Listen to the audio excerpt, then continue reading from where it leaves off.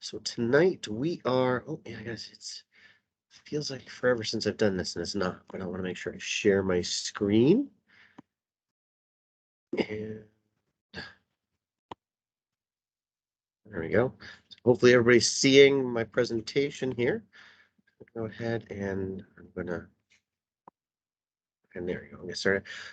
And this month's deep dive is about biophilic communities. So we're going to talk about that. And the reason I picked this, in case you didn't know, is in March of 2020, Arlington County was accepted as a partner in the Biophilic Cities Network, which is pretty exciting. I'm very, very pleased and happy with that. I think it's definitely a step in a positive direction for the county as far as our green space, as far as healthy living in many different ways. So what I want to do tonight was talk about what exactly biophilia and biophilic actually mean. And I'll get into a little bit of how Arlington will do that as well, but I really want to investigate that idea. So biophilia is a hypothetical human tendency to interact or be closely associated with other forms of life in nature. And it's the desired tendency to commune with nature. So it's finding nature important and wanting that to be a part of your life. And for a lot of people, that's okay on free time, but it can be a little tough during work or if you live in urban areas. And so that's what we're going to really explore here. The term was first coined by Eric Fromm, who was a German-born American psychologist and philosopher. He coined it in the mid '60s, and it was essentially a passionate love of life and of all that is alive, whether in a person, a plant, an idea, or a social group. Um, his approach was definitely from that of a psychologist or psychoanalyst, but it was the beginning of this discussion. I think for a lot of people, biophilia really touches more of an ecological uh, imperative and need from some of E.O. Wilson's writing. He literally wrote a book titled Biophilia, I think in 1984. E.O. Wilson is a celebrated biologist and writer. He's a great public communicator and science educator and someone who's I've read and look up to. And he felt that humans have this innate need that isn't just physiological, which Fromm hinted at, but that it's based in our genetics, and then that's really important. And so we have this link with nature, and it's very, very important, and it's something that we can't, as a civilized species, as a group of humans, as people living in these big urban areas, we can't ignore this, and it needs to have outlets, and it needs to have an ability to be exercised and used by humans, so we can still have that closeness with nature. So out of these ideas was born the idea of biophilic design. um, if you don't recognize this, this is Frank Lloyd Wright's Falling Water, which is up in Pennsylvania. And I just found out it's in the Laurel Highlands near Pittsburgh, and so I'm hoping to actually check it out maybe this year when I'm up in that area in a couple months. And I'll come back and talk a little more about this later on. Um, this was built prior to the idea of biophilia, so it's really neat how many of the principles of biophilia, depending on who you talk to, that it fulfills, and it really, really hits that, even though it was not something that was conscious. And so biophilia isn't, I like to think of biophilic design isn't a new idea. It is simply a formal and more modern organization of certain ideas that were already out there. A lot of people refer to the Hanging Gardens of Babylon. Hello? Oh, well, can we turn that mic off? Cool, thank you. Um, a lot of people, in several places where I read, referred to the Hanging Gardens of Babylon, and there's another one that I don't remember off the top of my head, but as two examples of biophilic design that is well before this was ever, a formal idea that we talk about it now. So it's really, really neat. And again, there's only so many records. This is an illustration was made after some of the archaeological recovery of the Hanging Gardens. It certainly wasn't drawn by somebody that was there, and so is at best a good guess, but it's still a really interesting idea that these were principles that were, use or affinities that people use to design uh, buildings or structures so many, hundreds or more years ago, and it would still something. It's something we're still just coming around to today. So now come back a little bit more modern. This is Stephen Keller. He's a social ecologist, and he is the person who coined the term biophilic design, and he's also, for obvious reasons, referred to as the godfather of biophilia.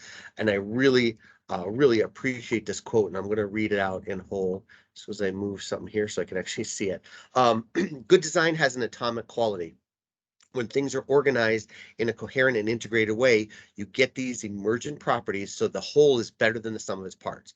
A lot of bad architecture, including sustainable architecture, like the current fascination with the United States Green Building Council LEED system, is done by following a checklist. You check off all these things, but it doesn't necessarily add up to an integrated, attractive whole.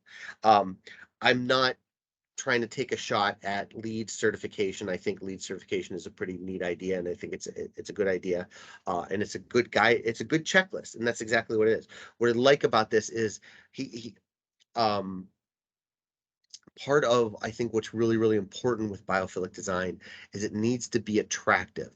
It needs to be interesting. It needs to be inspirational, and I feel like that might be putting a little bit of pressure on the people that are doing the design, but that's part of what it's supposed to do. It's supposed to capture something of the natural world, something of that essence, and bring that out in you and give you a chance to interact with that or have a moment with that or have a feeling about that.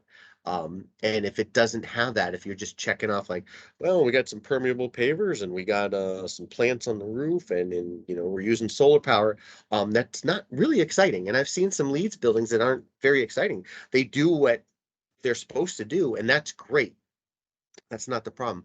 But I think he's talking about not just doing biophilic design in a way that is sustainable, but in a way that is interesting and that makes you want to see more of it and have more of it and do more of it in, excuse me, in our future planning. Now, his biophilic framework had three dimensions: a direct experience of nature, an indirect experience of nature, and an experience of space and place. So I want to examine these here. So sit back. This is going to take a second or two. But what I'd like you to do, as I talk about these, is think about some places that have some of these principles or brought that out, and the thoughts or the feelings that make you made you really think about that. And again, I'm not trying to be um, I'm not sure what I'm even saying I'm trying to be.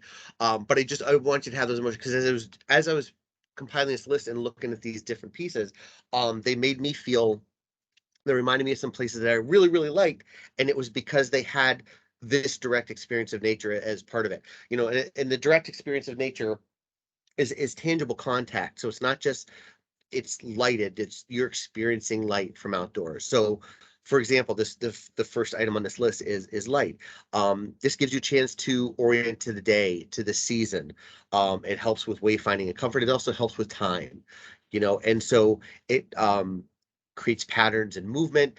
Just the simple movement of the sun, and I know it's us moving, but the simple movement of that sun through the sky creates different patterns and shadows as it angles differently through the windows that it's coming through. And sometimes people manipulate that even more, but just that simple change throughout the day can be stimulating and can be really, really helpful. And there are things like clerestories, which are the little tinier not, I mean, tiny. I could probably stand in one, but the smaller windows, like really high up in some older buildings or churches, is what I always think of, where they have these taller steeple lights way up high. They're just about increasing the amount of light that come in. So those can be really important. But it can, things like skylights, glass, atriums. These are all um, ways of increasing the amount of light that comes in, and that can be really, really important. I personal anecdote. I worked for a mobile classroom, and our office was in the garage, and it was just a box. It was a square room, nothing exciting about it, no windows. And so, you could be in there for half the day and come out and things change or it's rainy and you don't have any sense of what's happening around you. And so light and having that experience of light can be really important for that. And air is the same way. Air can be about ventilation, temperature, humidity, and that can also be about having some movement. Um, and it can promote comfort and it can promote productivity and just you can make you feel better. So air can be part of that experience as well. Water, I think, is a big one to me. It's, it can trigger the senses of sight, of touch, of sound, even smell. I'm a big fan of that smell that you get in the air right before the rain comes down. Um, but water can be, I think, one of those direct experiences that really, really resonates with people. I don't think it's any mistake that when you walk into or get in line to, get your tickets taken at the National Aquarium in Baltimore, one of the first things you see is a big waterfall and a massive tank. I mean, water's throughout the whole thing, but the way that they have that water to experience it in their big shark lagoon, the way you experience the water in their Australian exhibit, these are all really, really important ways of having that water be part of your direct experience of nature. When I worked in Cleveland at the Metro Parks, I had free admission to the zoo, and I went there all the time. And there's one main thing, they had a big building, kind of like Amazonia at our zoo. They had the big, there was called the rainforest. When you walk in, the first thing you see is this massive waterfall. When you go to Amazonia here at the National Zoo, the first thing you do is you go through the water exhibits. There are there is a real decrease in stress, an increase in health and performance, and even overall satisfaction just by experiencing water. And so all these little pieces come together, or can come from just introducing a water feature. I used to have a little fountain in my bedroom at one of my apartments because it was such a noisy building and it was such a calming thing and it really helped me sleep. So water can be really, really important. Plants, I think, if anybody that likes plants or have house plants, you always feel like that they improve the air quality inside, but they can bring a greenness, they can bring a softness to an inside area that's really, really important. And plants can be used on the exteriors of buildings. Plants can be used in landscaping to help do that, to create those effects as well. Um, Animals, it's obviously a little harder to manage, animals or have little critters running around, but animals can help. And a lot of times, you're really dealing with things like aquariums or, enclosed areas outside in gardens, animal feeders. Just having one of my favorite things about the upstairs office at the Nature Center I'm at is that I can see out and see the hummingbird feeder and one of the other bird feeders. And when I had the desk that was actually right there next to the window, it was a major distraction, but it was also a major, it was also definitely a joyful thing. I saw copperheads through that window, chipmunks, different birds. It was always really, really good. So animals can provide that as well. Um, Being able to observe the weather, as I mentioned earlier, through windows or transitional spaces can really, really be good. Natural landscapes. Um, there's something to be said for walking, from your car to a building, and you're walking through garden areas versus just across one big massive pad of super hot in the summer asphalt or pavement. So natural landscapes can really change your experience and your attitude about the place you are as well. And fire's a really neat one. Obviously, there are safety issues with fire, but when you can have an element that has fire, it provides color, it provides warmth, it provides movement, and these are all things that can be both stimulating, but also appealing and pleasing and comforting as part of your experience. I got a couple examples I want to share. Again, this is the National Zoo. Zoos built these buildings that seem very biophilic, and it was about being immersive into the subject. It was about really getting you to feel like you're there, but also providing this comforting place for their animal collection as well. And so you'll see some of these exhibits, and I'm not sure how much of it is meant to be biophilic so much as just to be as immersive in an experience, but they still provide that biophilic design in the way that they're constructed. So again, things like Amazonia here at the National Zoo, the rainforest, and some of the other exhibits at the National Aquarium in Baltimore, places like I said, Cleveland Metroparks has their rainforest, and you start to find more of these in zoos. There's certainly setting up these areas. And they also they have started, when I was a kid, there was an ape house, there was the elephant house or the big mammal house or whatever. And they started to set up these buildings more as um, habitat areas or regional areas, so that you have an area where there's all the animals from certain parts of Africa or Asia, and that helps to increase their ability to, I think, again, give the animals a better experience where they're at, but also to to give you a better immersive experience as you experience the animals in places and the idea of the places where they live. This is a green wall of live vegetations on a university in British Columbia. Um, and again, I got to tell you, it looks more attractive, you know, than just a big dank gray building with a whole bunch of water stains or acid rain stains or whatever it is. The college I went to is called the Rochester Institute of Technology, and supposedly the style of architecture that was used to build the buildings is called brutalism. Hard corners. Thankfully, they didn't use gray; they used a style of brick, so that gives a little bit of warmth. And they've tried to do some landscape around it, but it was really, really harsh and not always a very welcoming or a good feeling architecture. I would have loved, I always thought about ivy covered walls in universities, and now as a park naturalist, I'm like ivy, not so much, but still to have these kinds of green outings, these green walls. If you walk up to Gulf Branch right now, we have a rock facade and steps, and we have some planters out there that help soften that outdoor area there as you walk into the nature center.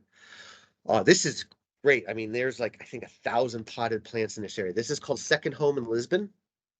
And you can actually rent this space out for your startup or your small business or your accounting firm or whatever your business is. And you can rent, quote, office space in here, and they'll get you your area. You can also rent um, I think bigger, more private offices than this more group or open area. But you can see they got wavy tables, so you don't have these hard edge tables, and then tons and tons of plants, lots and lots of ambient light coming through these lights, through the top up here, and lights, lots of light coming through these windows, and up at the top here as well. And a really neat area. But again, I think like there's like literally like 1,000 plants in this area, so it's a really, really cool space to work. This is a space in a college in Israel. I would love to make this in one of in the nature center where I'm at now, just to be able to have, and they have a little stream running through here into a pond area. They have plants growing in the pond. They have a tree growing in this classroom space. It's amazing. And obviously there is a ton of ambient light, but you've got rock structures and patios, and it doesn't feel like you're in a classroom. It feels like you're out on the deck somewhere. And this is your learning space, and that's got to be a very calming and very comfortable area to learn. And so having all these different elements again is really nice. It's almost, you could almost say, especially this area is almost like even landscaped, which is fantastic. Excuse me. And this I found was fantastic. If you want to get really, really big, you want to really influence the area around it. This is Bosco Verticale. I don't know if I'm even saying that right, but these are residential towers in Milan, Italy. Okay, so these are, multiple stories, obviously, and they have these plants, these trees and shrubs growing all up and down the sides of these buildings, which obviously can certainly help with air quality and stuff like that. But it gives you a very natural area. I think, even the neighboring buildings, you can argue, benefit from just being able to look at this. I'd much rather look at these two buildings than these two shiny skyscrapers here, which are nothing but shiny reflective surfaces. And even like the small building down here to the right, and I'm assuming you guys can see my cursor, there's a whole bunch of plants all over their balconies as well. So it's a nice way of adding some green and some um, biology to a very, very urban area. By the way, don't forget, if you're going to have these really big plants up there, you got to get them up there somehow. I thought this was fantastic. I think this would have been a really interesting bit of gardening to either participate in or watch, as them craning up these massive trees to all these different terraces and balconies around this building. Um, Indirect experience of nature. So here's a few different things. Let's say you can't, for whatever reason, maybe have as much nature or as much plants or, water or whatever it is, you can still use these indirect experiences, these ideas of nature to be part of your biophilic design. So you can, and some of these are obvious images of nature, or natural colors to enhance the area. So when you come in, it's still soft. Having fluorescent lighting and white or gray paint and really sterile office space and desks isn't always enjoyable either. You can have natural materials, the big rocks or wood, that help to break up that feel, make it feel more comfortable in there. I love the simulations of natural light and air. Are you in an area where you can't um, have an exterior light, but you can simulate that natural light? You can have climate control where that's moving the air, so you still have some of that simulated experience of being outside. I don't know if anybody that's on the list here, or it's in the group here, is a Harry Potter fan, but I always remembered just vaguely they talked about the climate control and having, in the Ministry of Magic, and then there was the time where, and in the Great Hall they had, in the ceiling it mimicked what was going on outdoors, and I just always thought that was fantastic and such an interesting and simple idea, but it was, something that could be really, it would be really pleasant, I think, to have a part of in a big building like that. Um, Naturalistic shapes. So you have shapes and forms that are evocative of nature, that are that are round and soft and still very comforting. And evoking nature, kind of jumped ahead on that. Um, but it is elements that represent natural landscapes. So you can have um, s- uh, elements that mimic different plant heights, that look like animals, like water or plant features, just something that is similar, even if it's not completely, it's not nature. You don't have that, you don't have natural pieces, but you have things that remind you of that still give you that feel. Um, Excuse me, I love the idea of information richness, and I want to, I got notes here. This is something that can be achieved by providing complex but not a noisy environment that invokes occupant curiosity and thought. Ecosystems are complex; they can be filled with all kinds of different, living and non-living uh, critters and things. And so your goal is to have a lot of different elements or ideas on your structure or in this area that provide that information richness, that constantly stimulate curiosity and thought. And so, it's the difference between having a pretty brown, straight pattern versus on a carpet versus something that has a lot of swirls and different shapes and different colors. And I know as a kid, I always used to kind of get lost in those patterns sometimes and imagining them, which may or may not be good for focus, but was always something that I found enjoyable in those kinds of patterns. Um, and then change in the patina of time. So nature changes and adapts, it ages over time. And having organic materials that weather and change can be something that still gives that feel. And so using those materials in your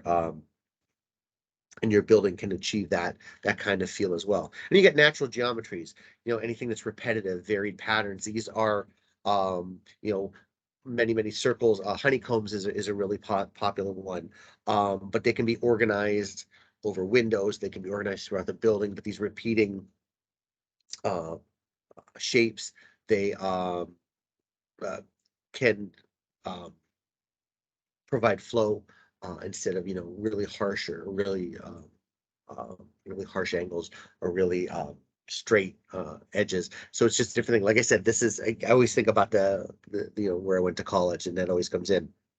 Um, I mentioned honeycomb pattern, also ripples in water. That can be another really calming and really nice natural geometry that can be incorporated into the design. And then biomimicry, this is again having functions that naturally occur in nature that are mimicked by pieces of the environment, either in the building or the outdoor space that you're using. A really good example of this, this is the Maria Magdalena Church in Jerusalem. And it is very information rich. It is very much has a lot of organized complexity. So there's a lot to see. There's a lot to take in, and so it's considered in that way very biophilic on the exterior. You've got the complexity, you've got the order.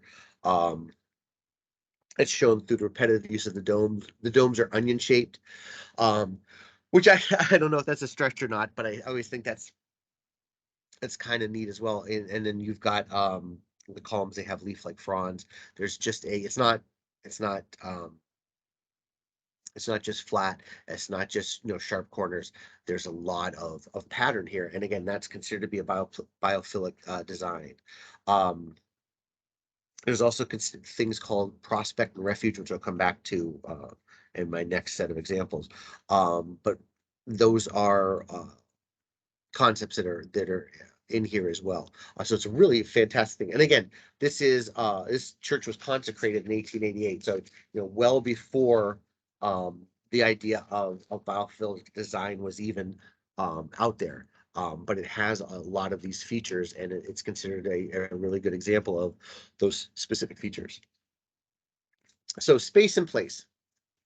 I just mentioned prospect and refuge. Um, Sorry, let me pull my notes up here. So refuge refers to a building's ability to be comfortable, to provide uh, nurturing interiors. That can be alcoves, that can be dimmer lighting, if that's something you're saying. And I'm sorry, let me try this again. Refuge refers to the building's ability, I think, hopefully I said that, to provide comfortable and nurturing interiors.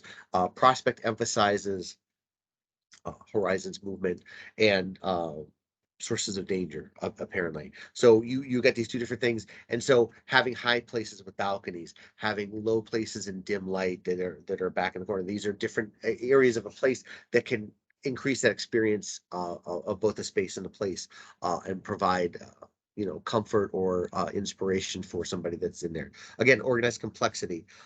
It's a it's about having variability. You have some control over it. Can be done through repetition, change, and different details in the building as well. And then you get the integration of parts. So you have different parts that comprise a whole. It can be very satisfying to see those parts and how they come together. Um, there are design elements inside the building that can have clear boundaries, or have a central focal point that everything leads to. And so you have that integration of the parts. And when people see that, or whether it's in a building or whether it's a big park, that can be very, very satisfying and comforting for people. Not every one of these I think is going to speak to you, but different pieces of these will speak to different people, and some for many, several of these might have different ways of speaking. And again, if hopefully you're thinking of parks, you're thinking of communities, you're thinking of outdoor spaces, you're thinking of buildings where you've seen a lot of these. Um, Transitional spaces. So, a way of connecting an interior space with the outside.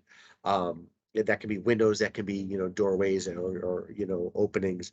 I will tell you one of my favorite, and it's obviously not an urban space. One of my favorite museums is a logging museum, and I'm not into logging. I don't have a whole lot of interest in it. But it's a logging museum in Algonquin Provincial Park in Canada. Algonquin Provincial Park is a multi-use park. There's a lot of um, ecotourism. People come to see the wildlife. There's a lot of people that go out there for experiences, backpacking, canoeing, kayaking. It is a massive park, and there is a lot of logging that goes in there, but it's also very sustainable. They do it so that you, as a park visitor, whether you're on the main drag, which is a road through a very small portion of it, whether you're at the visitor center, whether you're hiking, whether you're backpacking back in the backwoods, kayaking, canoeing, they do it so you really don't see a lot of it. The most experience you'll have with it is on that main drag when a logging truck goes by. But they do a really good job of managing the multi-uses of this park. So they have and there's a rich history of logging in the area and the timber industry. And so they have a really nice museum where you go in, you sit down. The first thing you do is it's a 5 or 10 minute movie. I can't remember how long. And you're watching the screen, and they're telling you all these different things and showing you all these different tools and all these different methods. And when it gets done, they invite you to go experience it out on the ground. And the wall opens up, and there's the trailhead.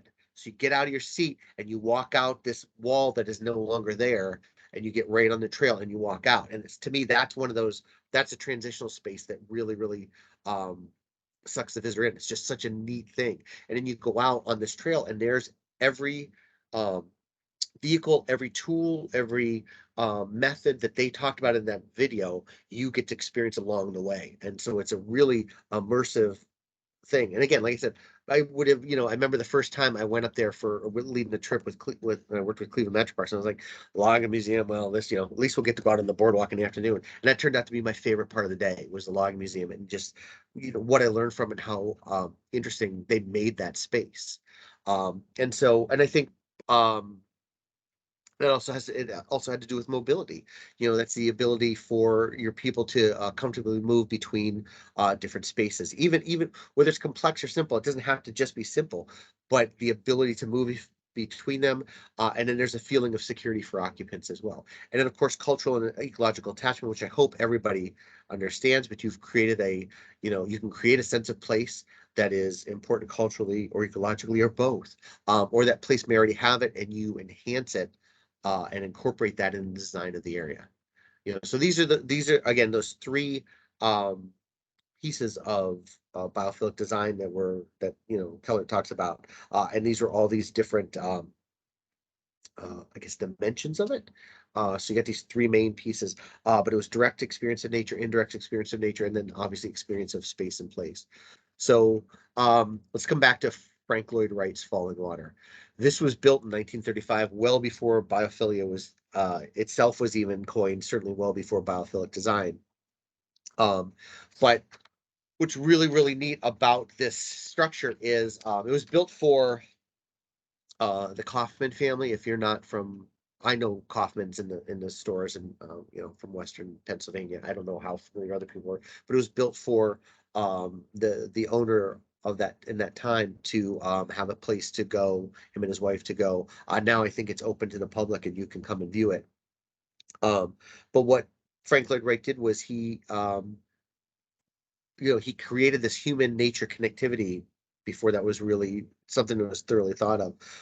The sound of the water, for example, falling, you can hear it throughout the house, which I think would be fantastic. I know people that would not like that at all, but it has you connected, with water through sound and obviously visually. The local geology, there's a large rock that's literally in the center of the living room that's incorporated in the design of this. There are glass walls, and you can see there's a lot of, I talked about mobility and transition. There's a lot of decks and a lot of porches. And again, obviously there's a lot of glass. There's a lot of light coming in here as well. It's a really neat design. It's really considered, I think, very much a great biophilic design, even though it was done well before that was ever even an idea. Excuse me. A couple more building examples. This is Thorn Crown Chapel, which is in Eureka Springs, Arkansas, which I believe is far up in the northwest corner of the state there. It's a non-denominational chapel, and it also is another example of a great biophilic design. A lot of repeating geometry, a lot of light. You can see that it gives you both the indirect experience of plants, because you can see them all through the glass, but then obviously they have plants in there as well. It just feels very welcoming. To me, this is a very calming picture.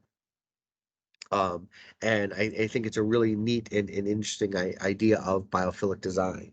And again, let me come back here for a second. Obviously, it's in a very much in a natural setting. There's not like a whole bunch of space around it. It's tucked right in the trees, and it uses that setting, I think, to really good effect. Water around here. Oh, I guess I don't. Um, I want to talk about this one for a little. This is, a tough subject, and I hope I'm not springing this on anybody. Obviously, something tragic happened at Sandy Hook many years ago. They chose to not reuse uh, that school building. I think that was a wise decision, and so they made a new Sandy Hook Elementary School. There's a really good set of couple of different articles on Business Insider about this new building. And what they did is they created a very much a biophilic building. You can see lots of curve, lots of natural shape to the building. There's a lot of wood, there's a lot of stonework. There's obviously some really pretty gardens right out here outside of the building. What these features do is in many ways they intentionally mask that this is also a very secure building. Again, that that design is obvious and that it's going to happen.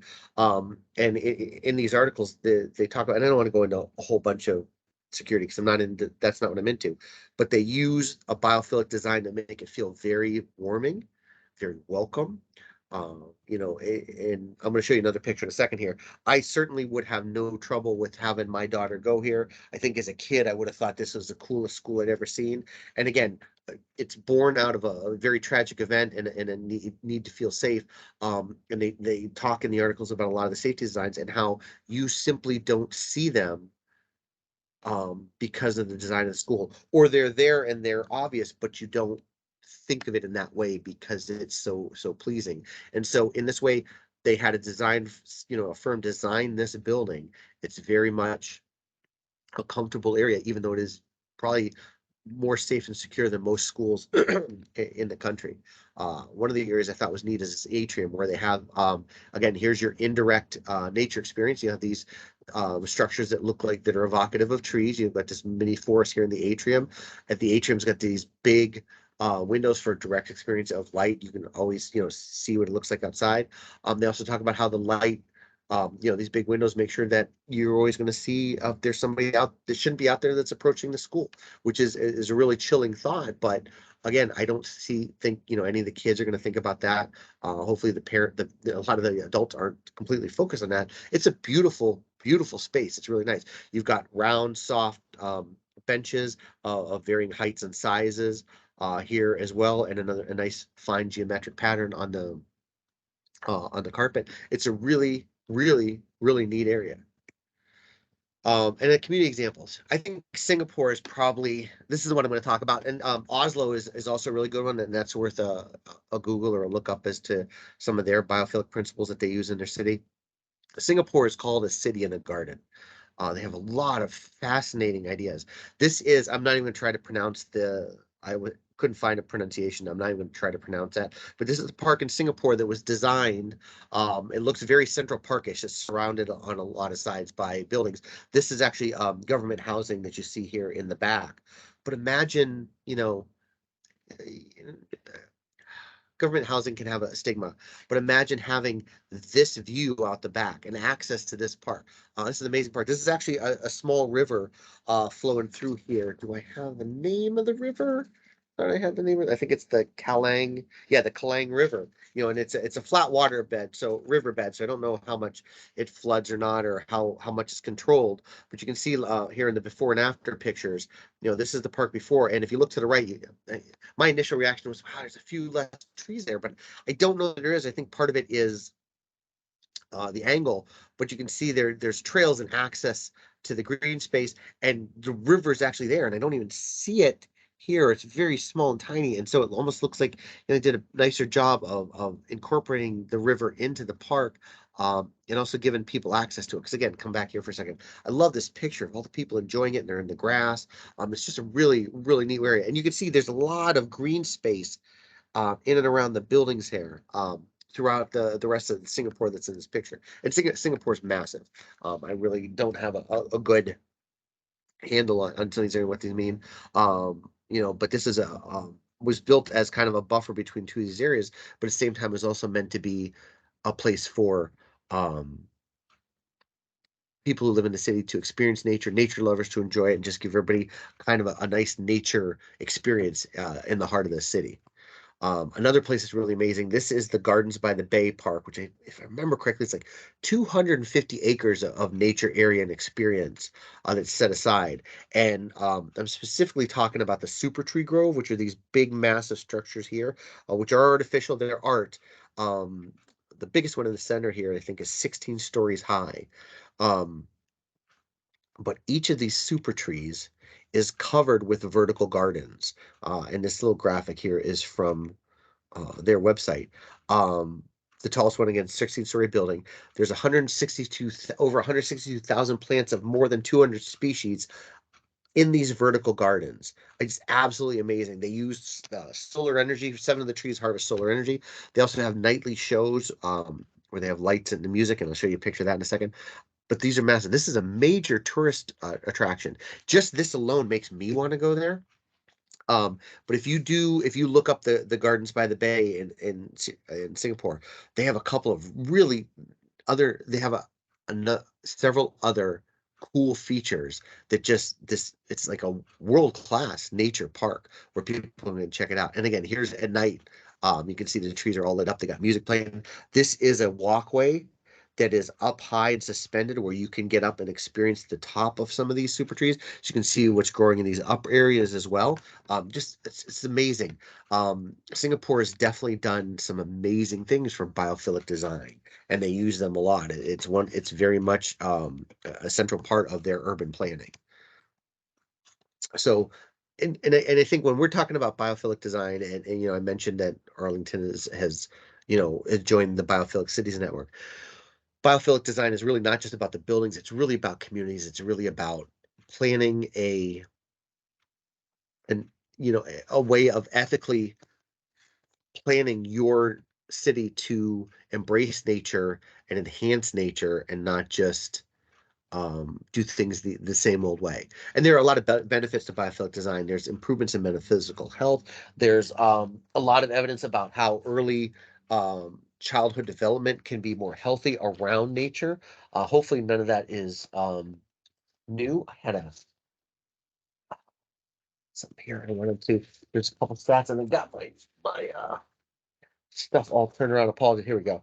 So, different different stats from different studies, but elements as simple as nature sounds can improve mental health 37% faster than traditional urban noise after the experience of a stressor. Um, Surgery patients that experience aromatherapy or smells often used much less morphine and fewer painkillers overall. Um, this one was found interesting. Increasing the vista quality in hospital rooms reduce depression and pain in patients, and also could shorten hospital stays by as much as a day. Imagine if you were in the hospital for an extended period of time, and this was your view. This is a hospital in Singapore, and this is the bridge between two of the towers. But if you look closely at that picture, you can see they've got plants on almost all of the vistas there as well, or on all of the balconies there as well. You know, that is a beautiful view, much better than looking at just another ugly gray building or a harsh, cornered gray building. And so there are a lot of what's considered health benefits, certainly in reducing things like depression, but also increasing people's well-being and their efficiency and ability to do work. And we'll get to economic benefits in a second. Environmental benefits. You've got all these plants, you've got all these green areas that can really improve air and water quality. It can help reduce carbon emissions. It can also reduce the heat island effect. If you're not sure what the heat island effect is, go out and stand on any amount of pavement for about 60 seconds this week in the middle of the day, and you'll know exactly what that is. All these stones, all these especially pavement and concrete that just really soaks up the heat and then just radiates it and magnifies the heat problem there. And this happens in urban areas where it can be 5, 10, maybe even 15 degrees higher than neighboring areas. If you really want to do an experiment, come to Gulf Branch Nature Center, stand in the parking lot for a minute, and then walk around the pond and go up and stand in the woods. And you will feel the difference in the temperature just from being in the shade, but also not being on a heat permeable surface that's radiating the heat back at you while you're still getting nailed by the sun. And so that's the heat island effect. And that can be a real big benefit of biophilic design.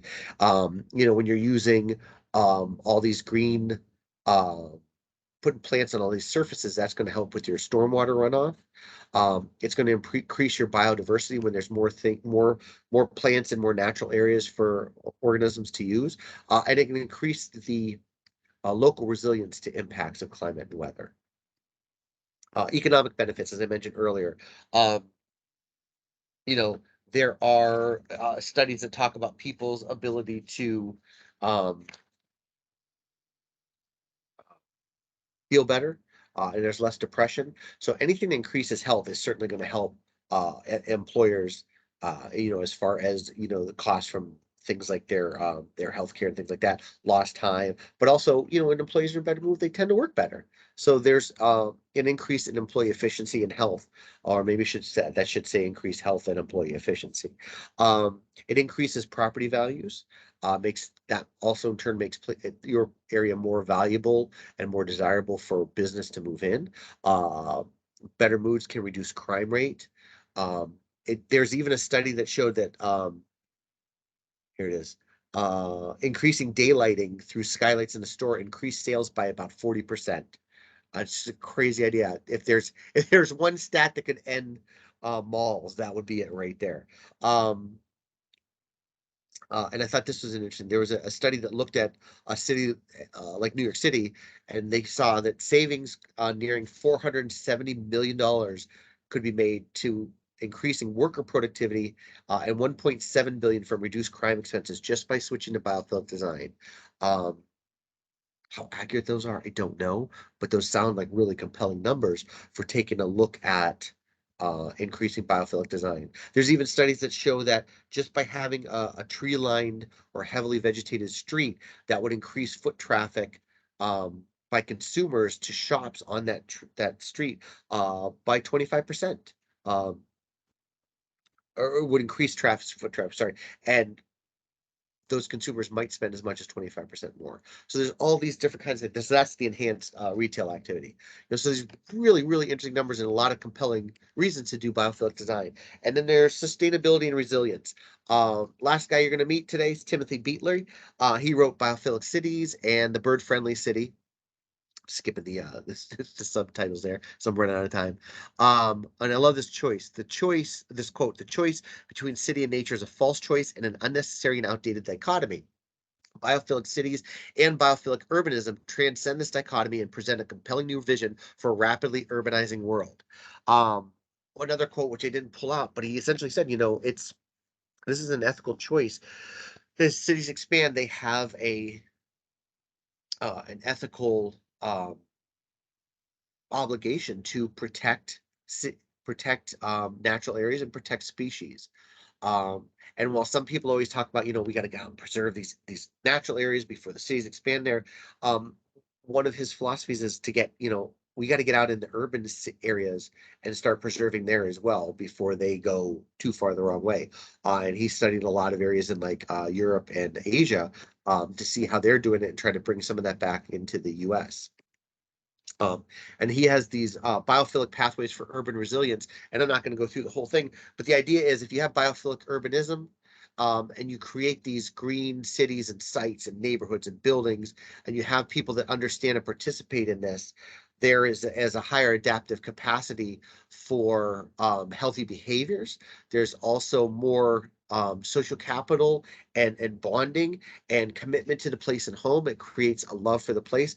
And what that's going to do is um, the resiliency when you have um, climatic episodes or weather episodes or any other kind of episode, you have a reduced loss of life, reduced economic disruption.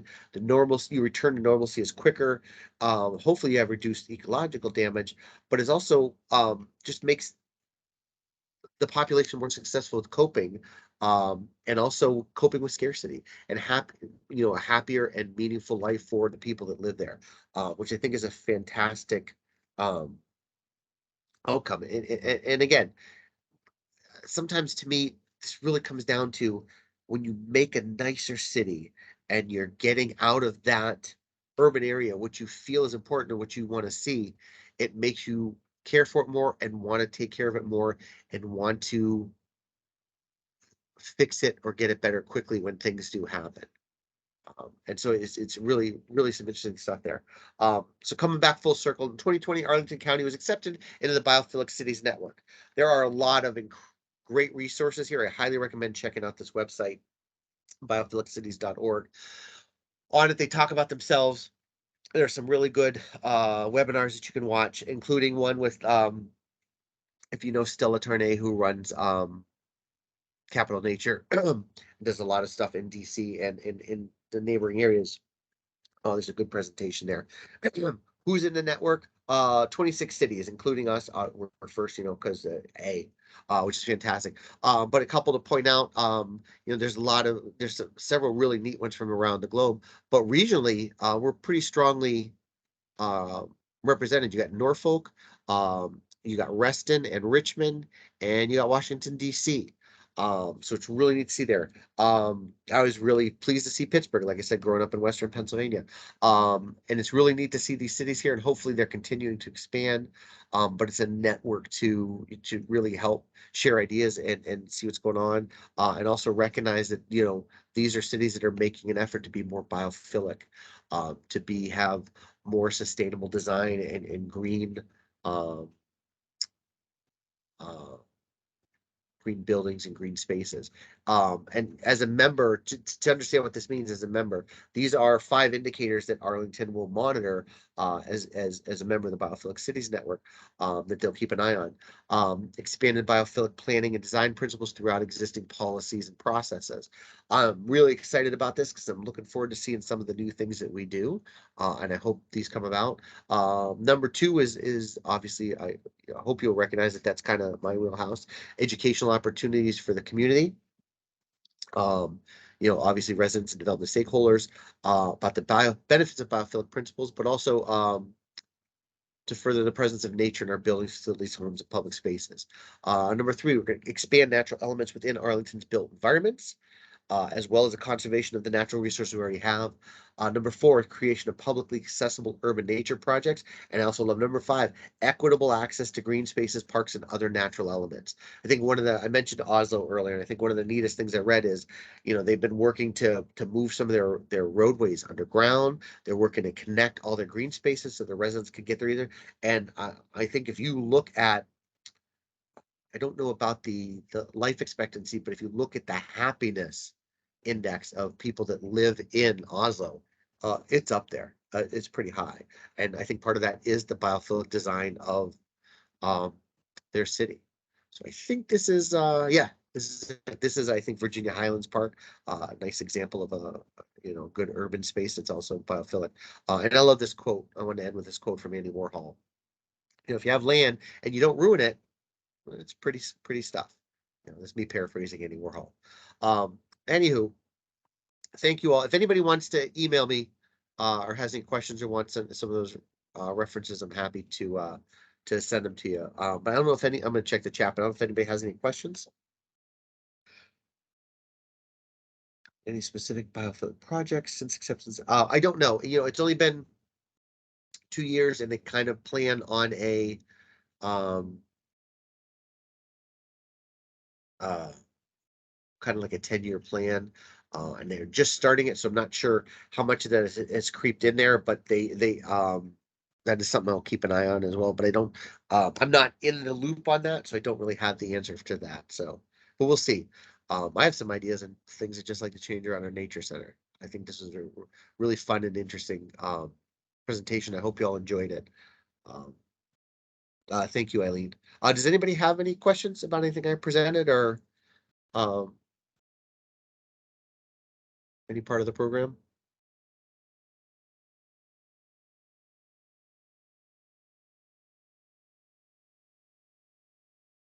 Okay.